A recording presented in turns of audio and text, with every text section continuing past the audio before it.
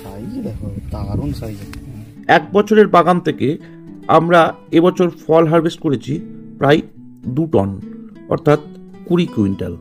এই vegetative growth পাওয়ার জন্য আপনাকে পুনরায় নাইট্রোজেনযুক্ত সার গাছের মধ্যে প্রয়োগ করতে হবে। ফুটিং স্টেজ শেষ হওয়ার পরেই গাছকে অনুপ্রাণিত করতে হবে, গাছ তাতে ভেজিটেটিভ গ্রোথে চলে আসে। তাই আগামী 1 মাস আমাদের এই মোক্ষম সময়, এই সময়টাকে কিছুতেই নষ্ট করা যাবে না পরবর্তী সিজনের জন্য। এটি গাছের রুট অঞ্চলে একটি কলোনি তৈরি করে, যেগুলির মধ্যে এই উপকারী ব্যাকটেরিয়াগুলি থাকে এবং ক্ষতিকারক ব্যাকটেরিয়াকে গাছের রুট জোনের মধ্যে আসতে দেয় না।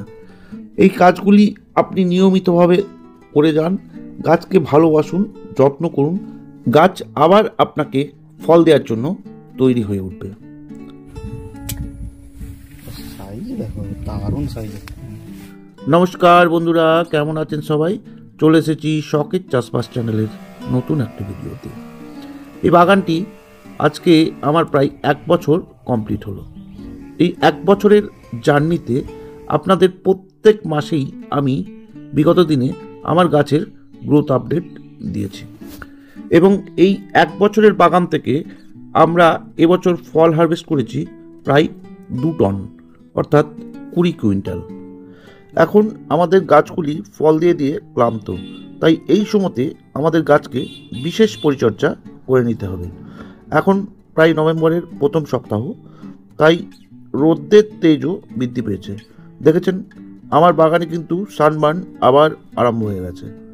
বর্ষা অনেক দিনই শেষ, তাই এই সময়তে আপনাকে নিয়ম করে 2টি ওষুধের যে কোনো একটি, আইদার গ্রিন মিরাকেল নতুবা সিয়াপটন 10L দিতেই হবে। এবং দেখুন বেশ কিছু গাছে ফাঙ্গাস চলে গেছে, ঠিক মরিচার মতন দেখতে।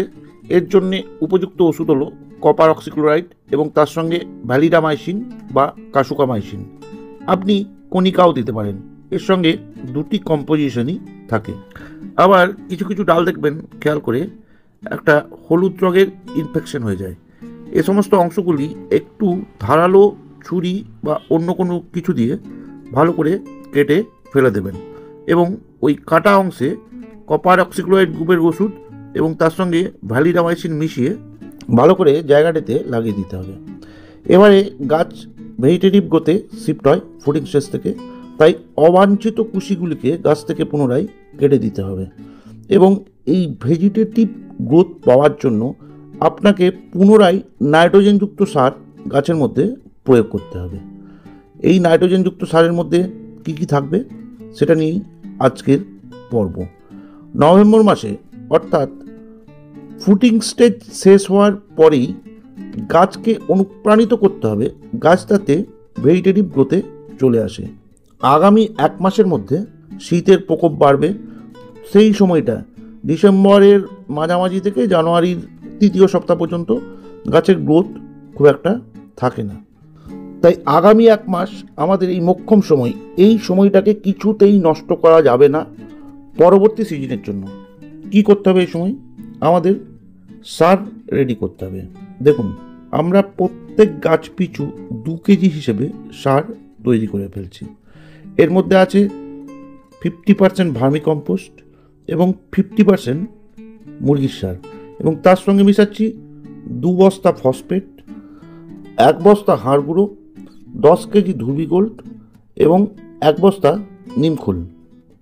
এই সারটি ভালো করে তৈরি করে প্রত্যেক দিন নিয়মিতভাবে আপনাকে কাটতে হবে এবং 7 দিন ফেলে রাখতে হবে। যেহেতু প্রায় 3000 গাছের জন্য একই সঙ্গে সারটা তৈরি করা হয়েছে, তাই ভালো করে এই সারগুলিকে মিক্সিং করতে হবে এবং এর সঙ্গে কিছু বায়ো এজেন্ট আপনাকে মেশাতে হবে, যার মধ্যে কি থাকবে? ট্রাইকোডার্মা ভিরিডি, সুডোমোনাস ফ্লোরোসেন, ব্যাসিলাস এবং মাইক্রোরাইজা। এই জীবাণুগুলি একটু আলাদা জায়গায় কালচার করে নিলে ভালো হয়। 3 কি 4 ধামা ভার্মি কম্পোস্টের উপরে এই জীবাণুগুলি ভালো করে মিশিয়ে একটু গুড় জল দিয়ে ভালো করে মিশিয়ে 5-6 দিন রেখে দিলে এগুলি বহুগুণ হারে বেড়ে যায় এবং 5ম কি 6ষ্ঠ দিনে মেন সারের সঙ্গে মিশিয়ে ভালো করে আবার সারটিকে কেটে নিয়ে গাছের সঙ্গে প্রয়োগ করতে হয়। এগুলি সবই উপকারী জীবাণু, যা মাটির সঙ্গে মিশে আপনার মাটিকে আরও উর্বর করে এবং মাটিতে থাকা ব্যাকটেরিয়া ও ফাঙ্গাসকে রোধ করে। এটি গাছের রুট অঞ্চলে একটি কলোনি তৈরি করে, যেগুলির মধ্যে এই উপকারী ব্যাকটেরিয়াগুলি থাকে এবং ক্ষতিকারক ব্যাকটেরিয়াকে গাছের রুট জোনের মধ্যে আসতে দেয় না। 7 দিন বাদে আমাদের এই সারটিকে মাটির মধ্যে অ্যাপ্লাই করতে হবে। এর জন্য মালচিং পেপারগুলিকে হাঁটিয়ে গাছের মধ্যে থাকা আগাছা যেগুলো থাকে, দুব্বা ঘাস, আগাছা অনেক কিছু হয়ে থাকে, সেগুলো ভালো করে পরিষ্কার করে নিয়ে আমাদের মেন সারটি 1.5 থেকে 2 কেজি হারে এই সারটি প্রয়োগ করতে হবে এবং দেখতে হবে গাছের ওপরে যাতে 1 ইঞ্চি একটি লেয়ার পড়ে যায়। সারটি দিয়ে আপনাকে ভালো করে রুট জোনের পুরো ডিপের পাইপ থেকে নিচের অংশ পর্যন্ত ভালো করে দিয়ে মাটির সঙ্গে মিশিয়ে দিতে হবে। অর্থাৎ গাছের রুটটি যতদূর পর্যন্ত স্প্রেড হয়েছে ততদূর পর্যন্ত গাছের সারটিকে ভালো করে মিশিয়ে দিতে হবে, যাতে গাছের খাদ্যটি আপটেক করতে কোনো অসুবিধা না হয়। এর সাথে সাথে আপনাকে 7 দিন ছাড়া ছাড়া সর্ষের খোল, এবার কিন্তু সর্ষের খোল অত্যন্ত জরুরি। এই শীতকালটা আপনাকে সর্ষের খোল দিয়ে যেতে হবে এবং ইনস্ট্যান্ট গাছের মধ্যে অ্যামোনিয়ার মাত্রা অর্থাৎ নাইট্রোজেনের মাত্রা বৃদ্ধির জন্য আপনাকে আরেকটি কাজ অবশ্যই করতে হবে। প্রত্যেক 4 দিন ছাড়া ছাড়া 3 বার, এই জায়গাটা একটু ভালো করে মনে রাখবেন। প্রথম পর্যায়ে 3000 গাছের জন্য 3 KG ammonium sulphate, 4 KG magnesium sulphate.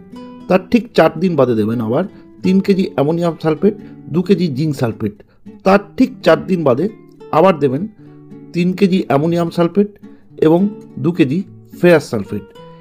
এইভাবে পর্যায়ক্রমে 2 বার আপনাকে ব্যবহার করতে হবে।